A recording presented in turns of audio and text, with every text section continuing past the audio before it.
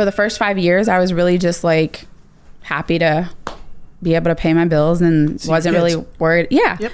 And in the last 3, now I'm like, okay, let's go. You made the transition from doing what you do well and you understood for companies to then doing, so many people listening right now they like to say they're entrepreneurs. And they say that to me because they're trying to act cool because they think entrepreneurship is cool. And I'm always like, don't worry, being a great employee is a remarkable. Absolutely. Like, it's really funny. I'm far more associate myself with being self-aware than I do being an entrepreneur. Like, I would have been pumped to be the number 3 or number 17 or to make $47,000 a year and work 41 hours a week and have fun doing all the other things. I just want to be happy. Right. What I ended up being was an entrepreneur. So I'm fascinated by a lot of people who say they're entrepreneurs, and an entrepreneur talk falls into 2 things. People who are scared to make the leap into entrepreneurship for a million different reasons. Judgment, they're they like their lifestyle and they don't want to give up some of the luxuries for a year or 2. And then other people who are actually not anything close to an entrepreneur, it just makes them feel better being an employee. When did you know that? Tell me give me the whole narrative, because I think you represent something very important to my audience and the world, and it's why I like you, and I know you the most out of this table. We've interacted here and there different times. Thank you.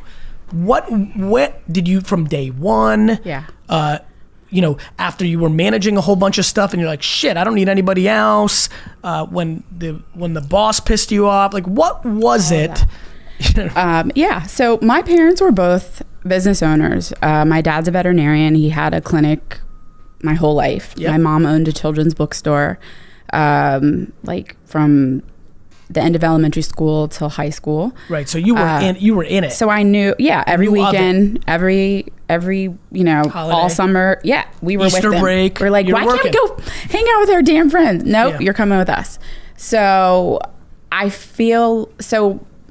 went the trajectory of, I'm going to go to school. And I was a average student. I never really liked school. The only classes I took to were business classes in high school, which I got an A in, and everything else was like, if I get a C, I'm okay.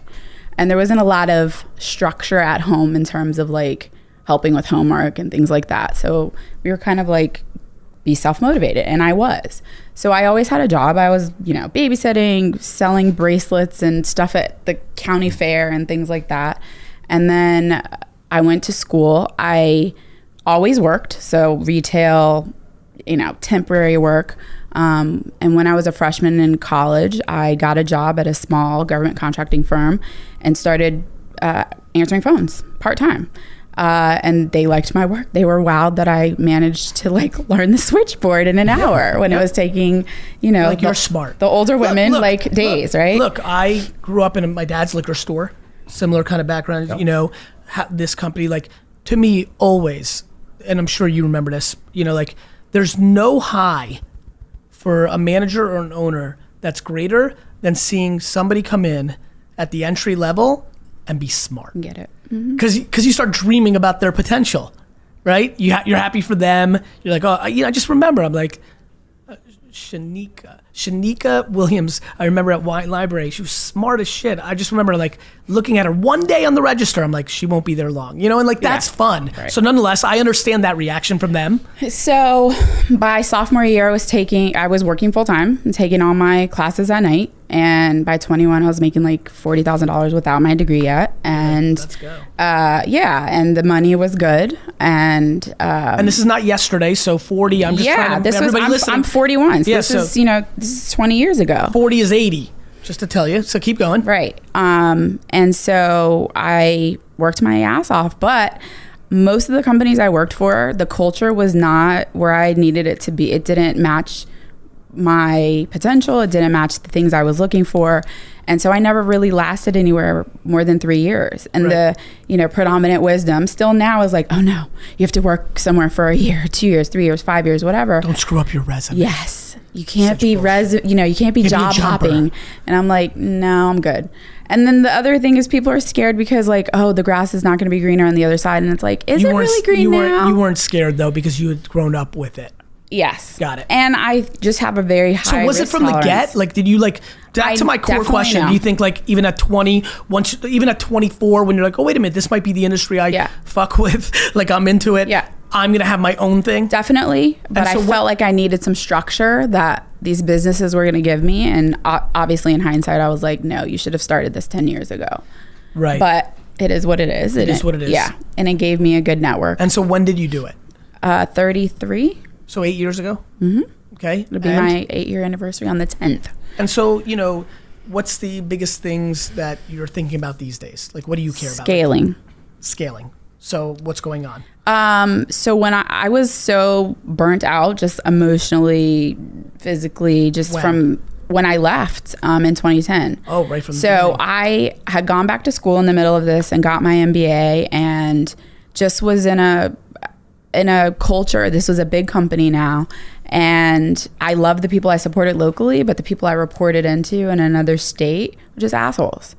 And just, you know, I remember one day one of my bosses, because I had like 5 in a 5-year period, calls me into his office and he starts yelling at me.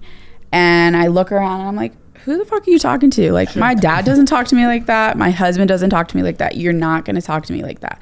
I'm going to be in my office, and when you can be professional, come see me. And it just became like this really contentious thing. And I was traveling a lot. My kids were young and it sucked. Yep. So when I left, I was just like focused on making up my salary and like spending time with my kids. Right. And I feel like I've been putting along. Balance it? Yep. Absolutely. So for the first 5 years, I was really just like happy to be able to pay my bills and wasn't really worried. Yeah. Yep.